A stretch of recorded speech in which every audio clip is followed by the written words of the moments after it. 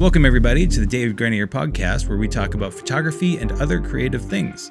Today, we're going to go over some practical advice for beginner photographers. There's 5 things that I would recommend as kind of like the beginning advice for new photographers.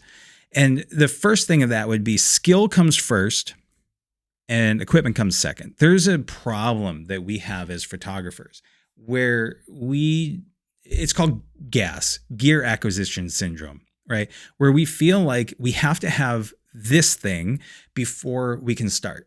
So in you'll notice it a lot on YouTube. That's where I fell into this.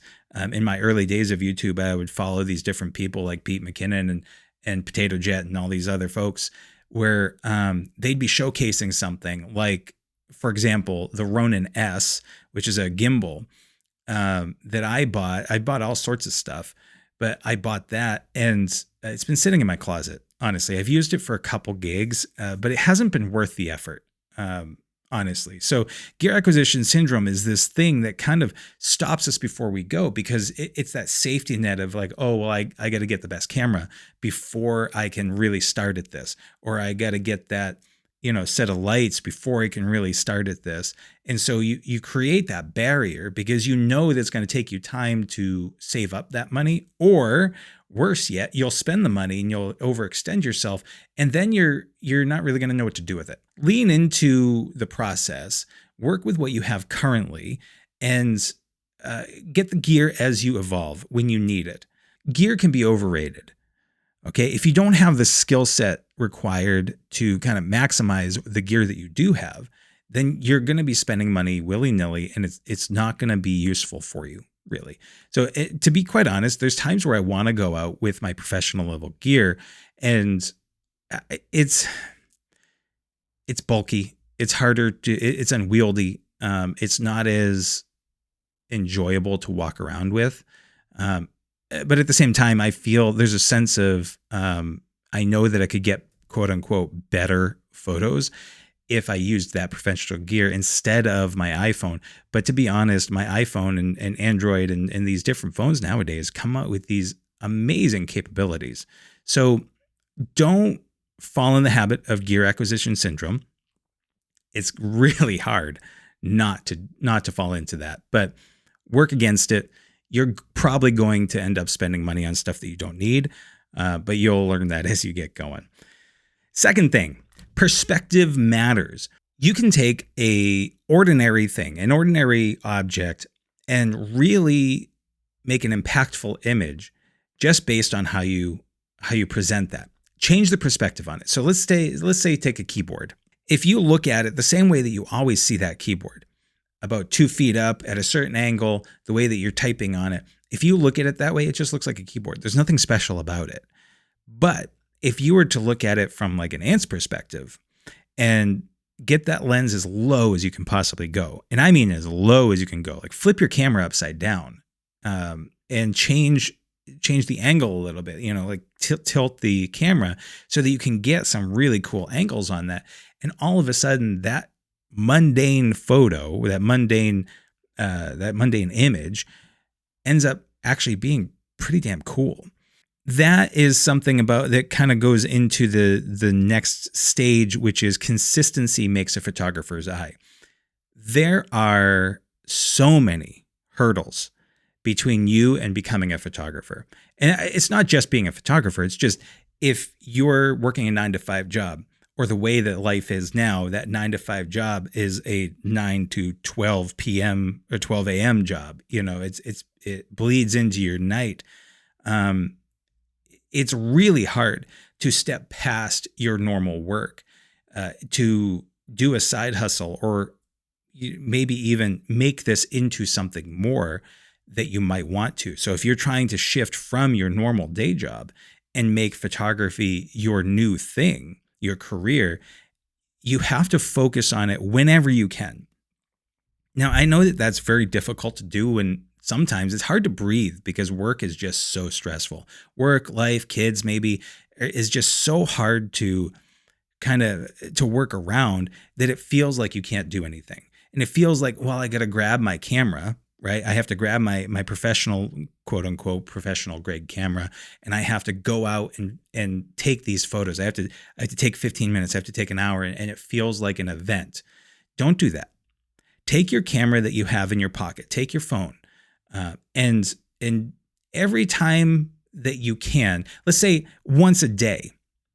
All right, once a day, take one photo that's impactful to you. Even if it's not impactful, maybe Monday you try to do an impactful photo, one photo, and it's not impactful. That's fine. You might not have enough time. Next day when you're brushing your teeth, see how you can look at the world around you while you're brushing your teeth. You're already brushing your teeth, right? You're already dedicating that 1 minute, 2 minutes, however long it takes you to brush your teeth.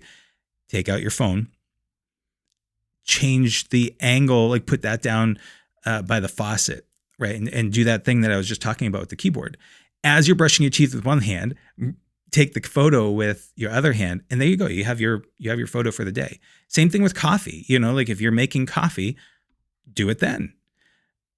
As you're walking out the door, if you're waiting on hold in the phone, in a meeting or something like that, just take one photo a day. And that thing, it might not seem like a big deal. It might not seem, well, I can't possibly become a good photographer taking one photo a day while I'm brushing my teeth. Yeah, you can, because the idea is creating the consistency, keeping yourself in the mindset of taking photos, and developing that photographer's eye. You're going to be surprised at being able to see things a different way. Photographers have this capability of seeing the world around them in a different way than a non-photographer does. It's kind of a magical place. It's awesome. It's great. It's magical, but it also is kind of a curse. It's a blessing and a curse, because if you want to go hiking or you go to, traveling and you go to see these cool sights and things that you haven't seen before, it might take you an hour to get 50 feet, because you're going to see these things all of a sudden. You're going to be taking these photos. And if you're with somebody, hopefully they're patient and they understand that. They're not just trying to get from point A to point B. But that's unlocking that perspective, unlocking that photographer's eye is the thing that you should focus on. If you don't focus on anything else, try focusing on that. One photo a day. That's it. You don't have to publish it. Don't put it on Instagram. Don't worry about any of that. Just keep it on your phone. You don't even have to edit it. If you want to, cool, but don't go crazy over it. Just take a photo, make it look cool in your brain, make it look cool and impactful for you if you can. And if you can't do it Monday, or you tried to take a photo on Monday, say, that's a garbage photo. Try it again on Tuesday. Same subject, that toothbrush, right? Try taking it, but doing it at a different angle. Oh, you still didn't get it on Tuesday. You took the photo, but it's not quite the way you wanted it. Okay, do that on Wednesday. Knock that thing out, right? Knock that out of your brain. Say, wow, that's a banging photo, right? Okay, so consistency creates a photographer's eye. So we have, the first thing is skills first, equipment second. Then perspective matters. The consistency creates a photographer's eye. And then the fourth thing would be zooming with your feet. I know that sounds silly, but it's one of those things where photographers, it's kind of like an adage. Would that be the right word? It's something that photographers kind of hear, where it's zooming with your feet, meaning physically get closer to the thing that you're trying to take a photo of. So this does two things. One, if you are zooming, let's say you're doing it with your phone, and you zoom, you do that little pinch zoom thing on your camera, on the back of your phone there, you're actually doing a digital zoom. And that does, it reduces the quality of the shot that you're trying to take. It reduces the resolution. And it's okay to get the shot that way, but it's way better to physically get a foot away instead of the 10 feet away. You always get a better, more, a crisper photo that way. So try doing that. It also will give you the opportunity to change your perspective. If you're across the street and taking a photo of maybe a mural on a wall, if you physically get closer to it, if you get 1 foot away, depending on how big the thing is, let's just assume that 1 foot away will actually get you the mural that you're looking for. Maybe if you turn just a little bit, you turn 20 degrees or something, all of a sudden you see this thing from a much more powerful perspective. You see it from a different way than you would normally. You see it from a different way than everybody else walking by that mural. Get down low, get closer, zoom with your feet, and then get down low and look up and see how that changes things. If your camera has, or if your phone has multiple lenses on it, which a lot of them do nowadays, depending on your phone, it'll have like a wide angle. I love taking wide angle shots.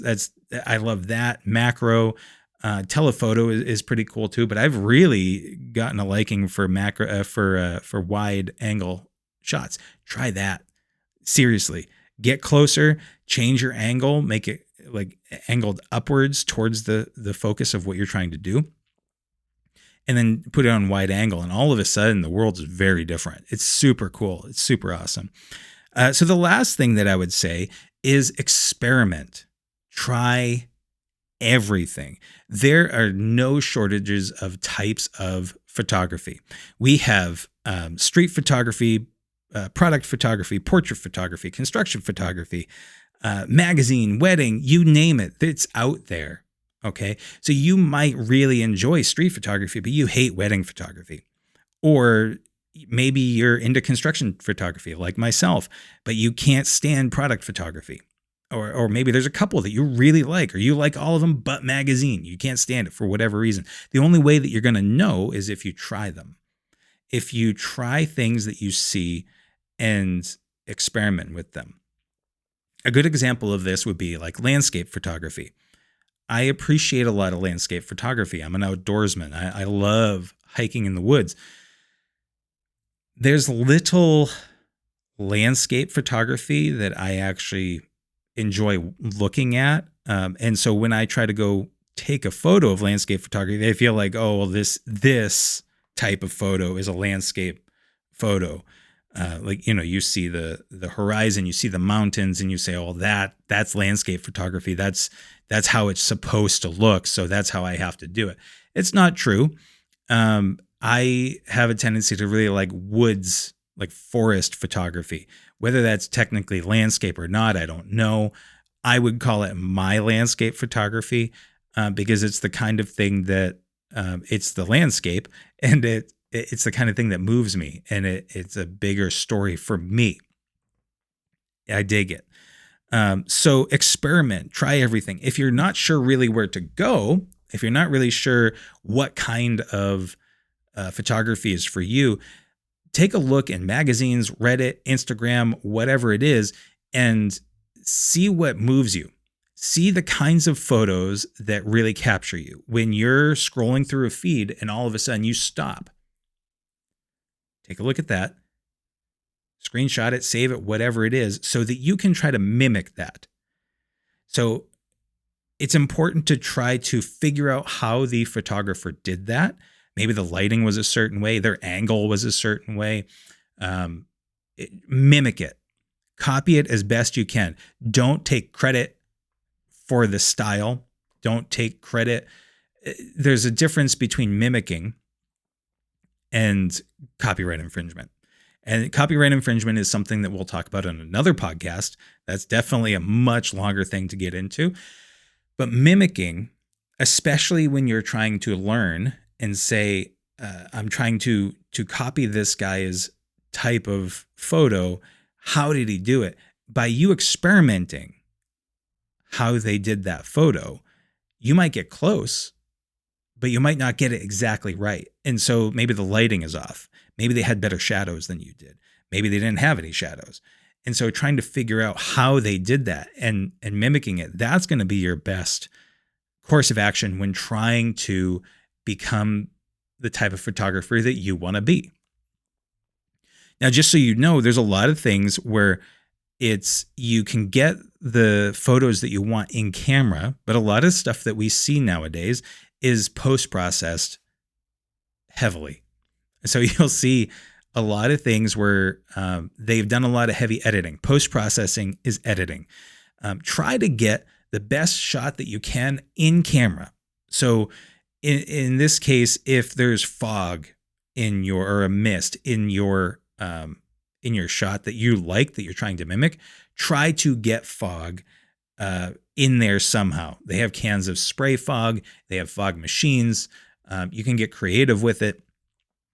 But in that case, try to get it in camera. So what we mean by in camera, we mean like get it when you capture the photo versus trying to add that fog in post-production in Photoshop. Everything is so much easier when you're doing minor editing. You save a lot of time, typically, if you get it right in camera first. So you get the lighting set up ahead of time. You don't say, oh, well, I'll just jack up the lighting and then maybe I'll create a mask in Photoshop and darken the left side of his face and, whatever else it is. There's a lot of stuff you can do with post-processing, but try not to rely on it. So here's what we got.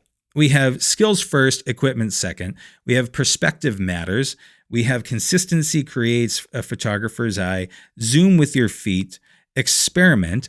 Try everything. All of that, and you're going to fail.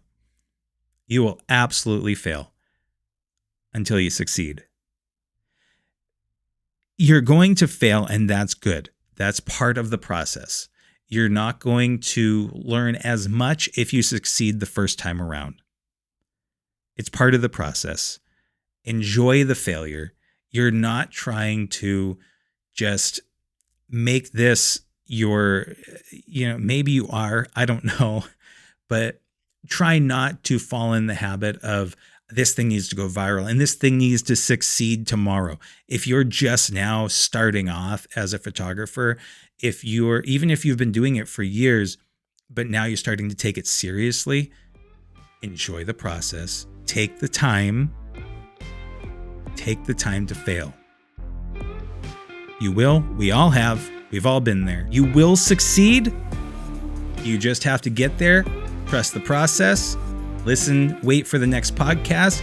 Send me your questions. Put them in the comments below. I'd love to have a conversation. But until next time, be good to each other.